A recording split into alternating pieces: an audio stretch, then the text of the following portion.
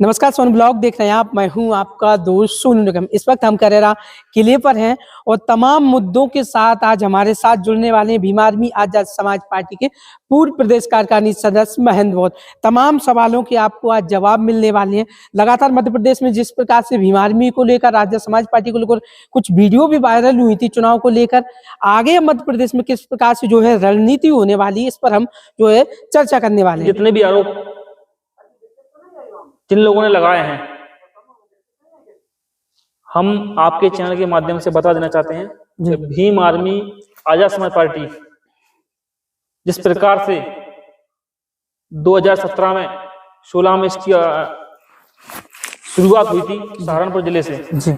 Bhim army एक ऐसा संगठन है कि बहुजन समाज के ऊपर कहीं भी कितनी बड़ी एट्रोसिटी हो, अत्याचार हो, तो सबसे पहले भीम आर्मी और आजाद समाज पार्टी के कार्यकर्ता उस परिवार को न्याय दिलाने का काम करते हैं। जो लोग बदनाम कर रहे हैं उनका काम सिर्फ बदनाम करना है। हमें किसी भी प्रकार से, हमारी पार्टी को, संगठन को किसी भी प्रकार से कोई भी प्रभाव नहीं पड़ा इस ऑडियो वीडियो वायरल से, क्योंकि जो कांग्रेस भाजपा के एजेंट हैं, जो कांग्रेस भाजपा को पैसे देकर भीम आर्मी आजाद समाज पार्टी को कमजोर करने का काम कर रही है, तो साथियों किसी भी प्रकार से भीम आर्मी का कोई भी कार्यकर्ता अपने आप में हताश ना हो। भीम आर्मी आजाद समाज पार्टी मध्य प्रदेश में पूरी ताकत के साथ 2024 का लोकसभा चुनाव लड़ेगी और जो भी निर्णय हमारी प्रदेश कमेटी, राष्ट्रीय कमेटी, हमारे भीम आर्मी के संस्थापक एडवोकेट चंद्रशेखर जी, भीम आर्मी के राष्ट्रीय अध्यक्ष माननीय बड़े भाई विनोदन जी, जो भी हमारी राष्ट्रीय कमेटी का आदेश होगा हम उस आदेश का पालन करेंगे कि 2024 के लोकसभा चुनाव में क्या रणनीति है। जैसा भी आदेश आएगा आपके माध्यम से आपको बता दिया जाएगा। जैसे तमाम ये सवाल उठे, भोपाल तक राजनीति गरमाई, चंद्रशेखर भाई ने भी कार्यकारिणी को भंग करने का काम किया। लोकसभा का चुनाव सिर पर है, इतनी जल्दी कार्यकारिणी फिर से गठन कर पाएंगे क्या? और कर पाए तो फिर किस तरह से आगे बढ़ेंगे? बिल्कुल जी, देखिए आज भीम आर्मी कोई पहचान की मोहताज नहीं है। बिल्कुल, आज आप पूरे देश के अंदर देखिए और मध्य प्रदेश के अंदर देखिए, एक किसी भी जिले से लेके गांव के आपके आखिरी कोने तक प्रत्येक व्यक्ति जानता है भीम आर्मी क्या चीज है। जी, तो हमें किसी पहचान की मोहताज नहीं है भीम आर्मी। जो कार्यकारिणी भंग की है, कार्यकारिणी भंग करने का मुख्य उद्देश्य है कि चुनाव में जो भी रिजल्ट रहा वो कहीं ना कहीं पॉजिटिव नहीं रहा, तो उसके कारण नहीं, जितना संघर्ष किया हमारे कार्यकर्ताओं ने, जो साधन विहीन कार्यकर्ता हैं, आज भी हमारा बहुजन समाज दयनीय स्थिति में जी रहा है। आज भी कोई कार्यकर्ता ऐसा नहीं है जिसके पास पूंजी हो कि वो अपने साधन से चल सके, लेकिन फिर भी हम उनके संघर्ष को सैल्यूट करते हैं, जिन्होंने एक प्रकार से कांग्रेस भाजपा के बड़े बड़े धन्ना सेठ लोग जिनके पास करोड़पति अरबपति हैं, उनके पास कई साधन हैं, उनसे हमारे जो कार्यकर्ता चुनाव लड़े उन्होंने उनको टक्कर दी। तो मैं तो ये मानता हूं कि जिनके पास 2 वक्त खाने के लिए संघर्ष कर रहे हैं, उन्होंने बड़े बड़े कांग्रेस भाजपा की लीडरों के साथ चुनाव लड़ा और उनको जितनी भी टक्कर दी वो बहुत सराहनीय है। क्योंकि मैं मानता हूं जी कि सोचिए कि जो व्यक्ति अपना घर चला रहा है, परिवार चला रहा है, समाज चला रहा है और वो चुनाव भी लड़ा, और चुनाव में ऐसी कोई विधानसभा नहीं है जिसमें 1000 से लेके 40,000 तक, 30,000 तक मध्य प्रदेश के अंदर वोट न पड़ा हो। तो मैं मानता हूं जितना भी जो वोट पड़ा है मध्य प्रदेश की जितनी विधानसभा है आजाद समाज पार्टी के लिए, इससे सिद्ध हो गया कि मध्य प्रदेश के अंदर प्रत्येक विधानसभा में भीम आर्मी आजाद समाज पार्टी के मजबूत कार्यकर्ता आज भी हैं। जिस तरह से भीम आर्मी की शुरुआत को अगर शुरू से देखा जाए तो इसे आंदोलन की शुरुआत थी। सबसे पहले सहारनपुर की घटनाएं हुई, उसके बाद चंद्रशेखर आजाद कई महीनों तक, सालों तक जेल रहे, उन पर रासुका लगाकर उन्हें जेल भेजा गया। अचानक राजनीति की भी शुरुआत की। हालांकि चंद्रशेखर भाई ने शुरुआत में ये कहा था कि हम राजनीति का हमारा कोई उद्देश्य नहीं, कोई पार्टी हम बनाने वाले नहीं। उसके बाद थोड़ा दिल्ली से लेकर के ये राजनीति मध्य प्रदेश, छत्तीसगढ़, राजस्थान तक भी पहुंची। तो तमाम जिस तरह से चुनाव खत्म हुए, लोगों का ये आरोप लगने लगा था भीम आर्मी अब तो खत्म हो गई है, प्रशासन भी उनकी बात को नहीं सुनेगा। तो क्या आपको इन बातों में कितनी सच्चाई लग रही है? देखिए भीम आर्मी जी मजबूत हुई है। अब कौन कहता भीम आर्मी खत्म हुई है? अगर जिसको भय में भीम आर्मी खत्म हुई है जी, तो हम उसका भी नजारा बहुत जल्द आपको दिखा देंगे। लेकिन जो पार्टी बनाने की बात है जी, तो जब हम लोग भीम आर्मी के माध्यम से, एक सामाजिक संगठन के माध्यम से लगातार दिन रात सड़कों पर संघर्ष कर रहे थे, बहुजन समाज की आवाज को उठा रहे थे जी, तो जो हमारे कार्यकर्ता और जो हमने समाज तैयार किया, जी अब उनका कहने का मतलब था कि भाई वोट कहाँ दिया जाए।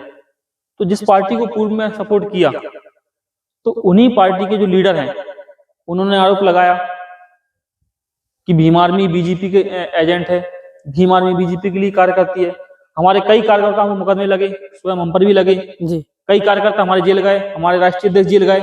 तो किसी भी पार्टी ने बहुजनों को जो अपनी बात करते हैं, बहुजन समाज की पार्टी है, तो जितनी भी जो पार्टियां हैं जो अपने आप को बहुजन हितैषी मानती हैं, किसी भी पार्टी ने आज तक भीम आर्मी कार्यकर्ता के समर्थन में किसी भी प्रकार से ना आंदोलन किया, ना आज तक उनको सपोर्ट किया किसी भी भीम आर्मी के कार्यकर्ता के लिए। जी इस सब को देखते हुए जब जो हमारे लीडर हैं Bhim army chief advocate Chandrashekhar Azad ji, तो उनको लगा इस प्रकार से हमारे लाखों करोड़ों जो कार्यकर्ता हैं वो निर्दोष जेल जा रहे हैं, उनको झूठे केसों में फंसाया जा रहा है जी जो मनुवादी पार्टी है उनके द्वारा।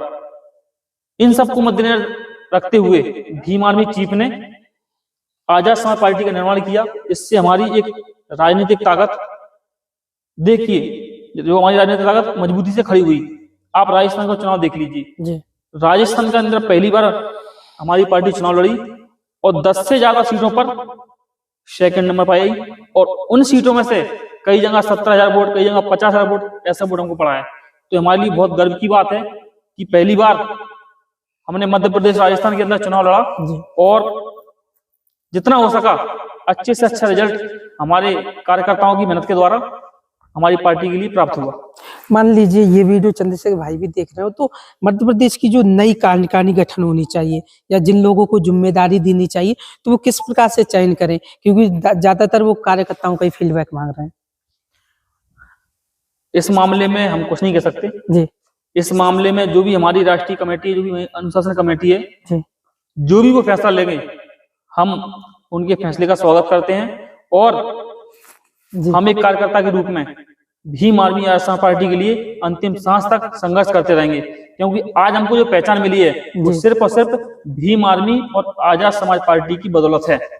कहीं ना कहीं तमाम चुनाव के बाद कार्यकर्ता हताश निराश भी हैं, उन्हें लगता है भविष्य में अब उन्हें मौका मिलेगा कि नहीं। उनके लिए क्या कुछ संदेश रहेंगे इस वीडियो के माध्यम से?